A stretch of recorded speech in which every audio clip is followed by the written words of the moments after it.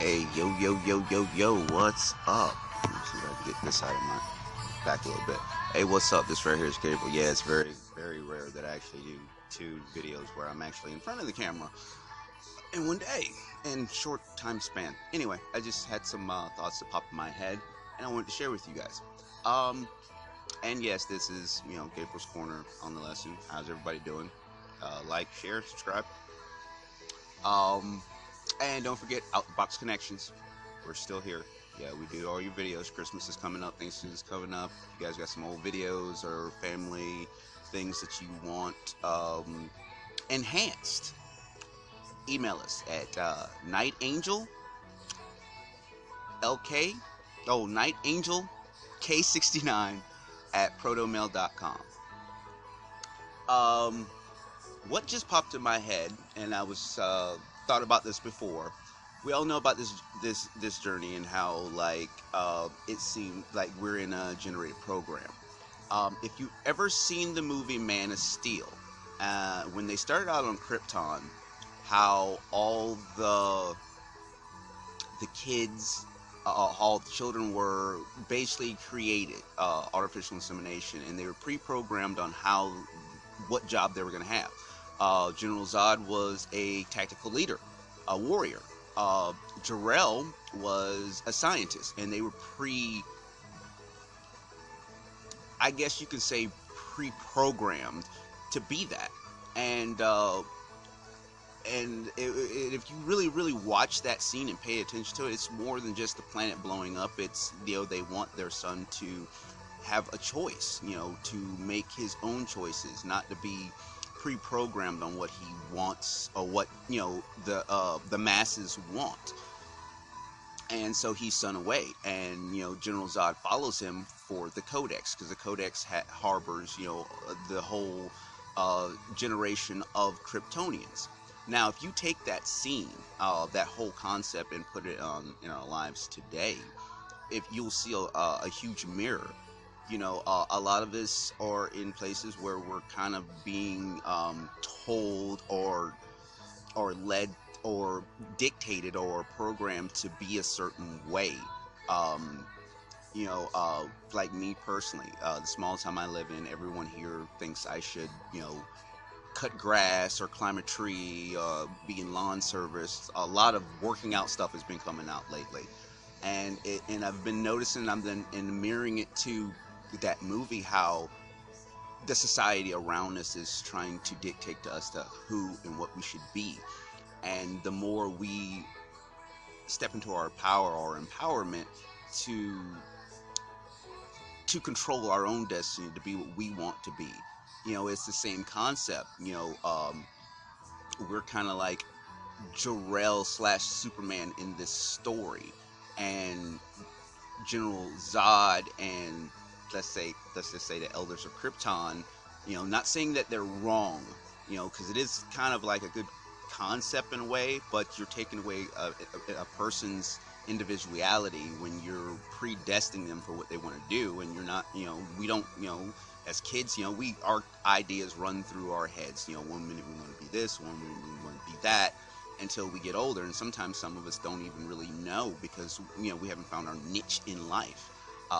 For me, it's right now, it's creating videos. It's new, it's different, it's something I've never ever done before. I've always wanted to be an actor or a singer or entertainer. Never really was much behind the screens, and it kind of fits me better.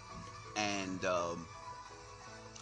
so I was just wondering, if anyone else has been experiencing that as you're trying to move forward and get into your niche. I'm gonna call it your niche, or your power, or your path, or whatever, a business adventure, or whatever it may be that suits you, that you feel is best for you. And you're probably getting a lot of grief, a lot of bullshit from those around you, because they feel that you should, be on your hands and knees working a 9-to-5 job just like the masses. And that's good for the masses, that's good for those that want to do that. Me, I'm 40. Okay, I've been in prison for 10 years. I've had people telling me what to do. I've worked for free. I've worked for pennies. I've worked for like a Hebrew slave. I've cut yards and yards and yards and yards of grass I've had to chop down trees. I've had to run a bush axe. I've done all that. And I really, that's not who I am. In my life, I want to be able to travel. I want to be able to experience. I want to be able to meet new people in different states, different countries, experience new food. That kind of thing. And it's and once again, if you guys go back, certainly watch that movie because especially the first parts, and you'll really catch a concept of our lives, of how it is, and if you want, you can even take Krypton as how our current establishment is now. It's about to blow up in its face because of what it's doing, of trying to control the entire population. Only difference is we are technically programmed from birth, because we're told this, and this, by individuals that don't even have the answers themselves. Not trying to diss anybody, but let's be honest, we're constantly getting told and passing down what has been passed down, which we don't even know if it's actually true or not. When the Kryptonians council is really holding all the information and power from the masses and turning the masses into slaves just to make them do what they want to do. See, and for me, the key thing in there is choice. We make choices, good choices, bad choices. We all know, our good choices, but more importantly, we all know what we want for us, what we want out of our lives, what we want to be. Some of it may be confusing. Some of us really don't know. Like I said, some of us are still finding our niche. Age doesn't matter, in this. Look at actors. There's lots of actors that didn't become big or named until they were later in their ages. The guy from Breaking Bad, for instance, Leslie Nielsen, who used to do the Loaded Gun series. I guess John Travolta kind of fits in there, but he was kind of big early on, fell off, and then he got big again. But it just shows you that there is no time. It's not limited on time. It's not based on your age, and more importantly, those individuals didn't listen to what anyone else said. And I've said this before.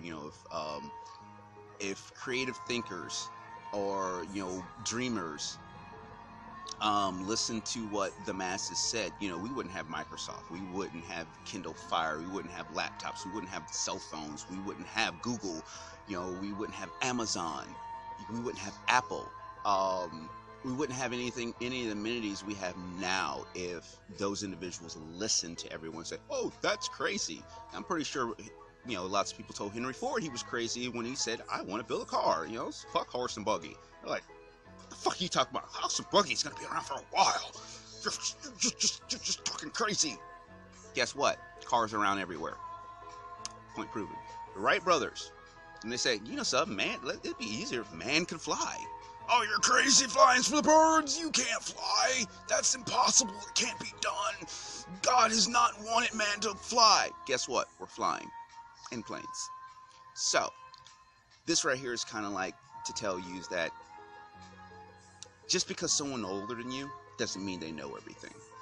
They just know what they've been taught, unless they've went in and did research. My motto is never really. You listen and learn from everyone, but someone that hasn't went out there and took risks and tried to jump hurdles or anything like that, I'm sorry, you really can't tell me a whole lot. You can't tell me about what's out there in the world if you haven't been there. You can't tell me about how starting a business or how this is going to be tragic or it's not going to work or da-da-da-this if the only thing you've done is lived in one town and afraid to go anywhere else, and you cut grass and chop down trees for your entire life. I'm not saying it's a bad job. It's a very good job. Actually, it's kind of fun too, but it's not for me. So since it's not for me, and I feel like producing and movie making is for me, and as well as being a father and a friend and a guide for individuals, and a speaking voice for individuals, and speaking voice for myself, I know what's best for me. And considering I'm 40 now, I should know somewhat, but I'm not perfect. I don't have all the answers, and no one really does. You just do the best you can. You just do what you feel is right. You do what feels your heart, what it feels good, and stop listening to the naysayers, because the naysayers, take a good look at them. What exactly are they doing? I mean, are they pushing their boundaries? Are they challenging themselves? Or are they trying new things? You know, because you notice a lot of the individuals that tell you that you shouldn't do anything or interfere with you doing it, something that is betterment for you. It usually comes from individuals that have never taken them risks, and it's not like they're in fault. There's no judgment there at all. But honestly, you're not the person I should be talking to. You should be the person that that I don't know. I don't know. It's not my place to tell anyone what they can and should not do. Only me. I have control over me. I have no control over anyone else. Just send them love. But I suggest you check out sorry, getting tongue tied this morning. I suggest you check out Man of Steel, especially the first half episode. And another movie, and I know a lot of people didn't really like it, and some people did. Star Wars Episode 8, I believe. Yeah, The Last Jedi. In there, you hear about getting rid of the past, killing the past if you have to. I'm one of those people, like, I try to see deeper in movies, try to catch like what they're not really saying. And even though I liked the movie, but I wasn't a huge fan, because I'm a George Lucas Star Wars fan. I can't say it, can't help it. And J.J. Abrams did an awesome job in Episode 9, if you ask me. Just saying. But with this storyline of killing the past, it's the changing of the old guard, and I know a lot of people get uncomfortable with change. And the movie was a prime example. You're changing from what everyone once knew, from 1977 up to the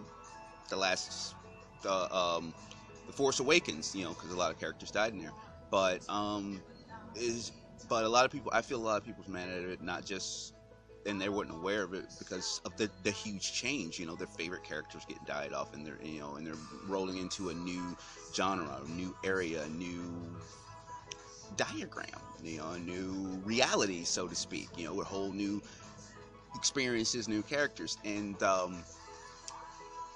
I take that and I use that as a mirror for my life. When I really started looking and analyzing that movie, basically because think about it.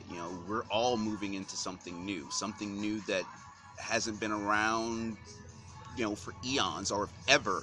When you're dealing with blending the light and the dark together, and before it was like light is good and dark is bad, and that makes a lot of people uncomfortable. And just think about this: when you get in a lot of grief from individuals, especially those that are asleep, just remember this: you are that change. You are making that change, and when you're doing that change, and it's a very small change, it starts with you. If you're getting flack from that, it's simply because you're doing the right thing and you're changing things, and people are uncomfortable with change. We all are. I'm uncomfortable with change as much as I want change. But it has to happen, and now I'm kind of ready for it. And that's just a food for thought on that movie. So go back and check out that movie and really notice how things are changing, how the changing of the old guard, you're sliding into these new areas, these new arenas. And if you look at it, it's kind of like how the journey we've been on, where it's been a constant switch back and forth, and you don't really know, well, who's on my side, who's not. That's because we're in duality now. Good people do bad things for good reasons. Bad people can do good for bad reasons. It's kind of weird, isn't it? But it's how our diagram is. But I hope this information, or this aha moment from me, helped anyone else and helped clear out any kind of confusion. It was just an idea just popped in my head, and I just wanted to share. Love you all. Mwah.